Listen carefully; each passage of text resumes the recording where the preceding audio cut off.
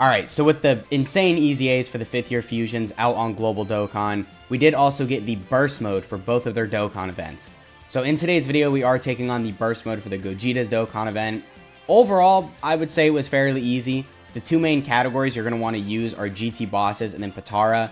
So between the two, definitely use Potara. I mean, even though you get a little bit less points for it, it's still just infinitely easier than GT bosses.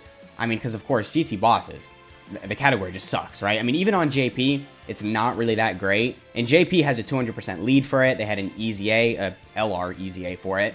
And still, the category isn't that great. So on Global, with us, missing those options, of course, doing GT bosses in here is going to be nearly impossible. So again, I just recommend you bring Potara. It's going to be infinitely easier. And of course, with the Vegito just getting his EZA, he's going to pretty much carry most players through this event. Just the amount of damage he's doing, he's got his transformation, he's got his active skill. He's just going to crush this event. And then we did also bring the Int Super Saiyan Goku and Vegeta that fuse into Vegito. So they are the best lead for Potara, so I think bringing them as a lead is probably the smartest option. He does also link very well with Tech LR Vegito, so them as a rotation definitely will work. They also have the fusion into Super Vegito. So when they fuse, they become good, but you could tell power creep has affected this guy a little. I mean, they've had their EZA for over a year at this point, so it makes sense their performance would drop a bit. But with the full heal, with the counters, and the damage reduction, they're still really useful in this event when they fuse. It's just, you could tell, again, power creep did affect them just a bit. And then we did also bring LR Fuse Zamasu. So he performed very well in here in slot 2. Once he gets all the defense after he supers, he's going to look really crazy, especially if you have him next to the LR Goku Black and Zamasu. So they're good still, but they've also been affected by power creep a bit. They've been out for a little over a year, or their EZA has been out for a little over a year as well. But again, they're still really good. They get guard for the first couple turns, so building up with them is going to be extremely easy because of that. And, you run them in slot 1, and then you run LR Fuse Zamasu in slot 2. And the rotation is really good, but, there's this int phase right here, which if they super LR Goku Black and Zamasu, and they don't have their guard, they're going to take a lot of damage. So you just want to be careful. You could still get caught, but for the most part, of course, they're going to perform pretty well.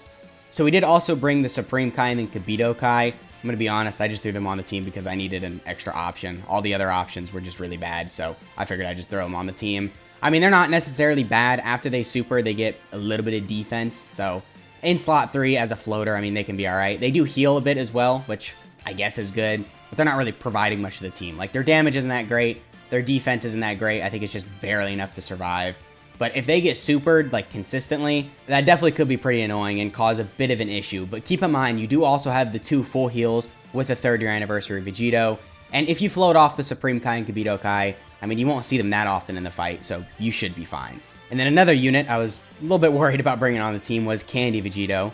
So, of course, if he doesn't dodge, he's going to get destroyed. If he dodges, he's going to be very useful. He does have that 70% chance to dodge, just unrestricted, so that definitely is very good. But I didn't build him correctly, so I think I have him built primarily crits, which obviously you shouldn't have him built that way. You should focus more on dodge, because dodging is, his primary use. But he performed well in here. He dodged most of the attacks.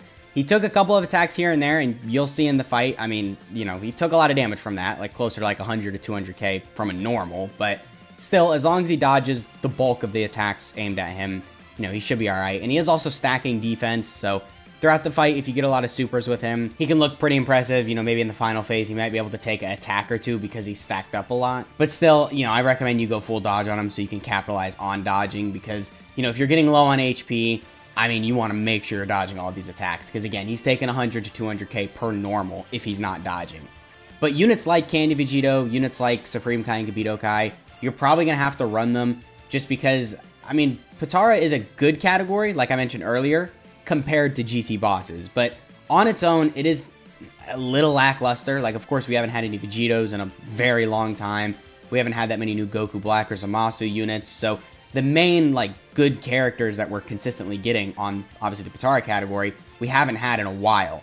So, I don't know, maybe for worldwide, if we could get Future Saga themed or something like that, it could buff the category a lot. But for now, it's not really that crazy. So, a team very similar to the one I ran in this burst mode stage is probably going to be very similar to something you're going to have to bring. But yeah, that's pretty much it. Not really much else to talk about. Let me know what your team looked like down in the comments, and I'll catch y'all in the next one.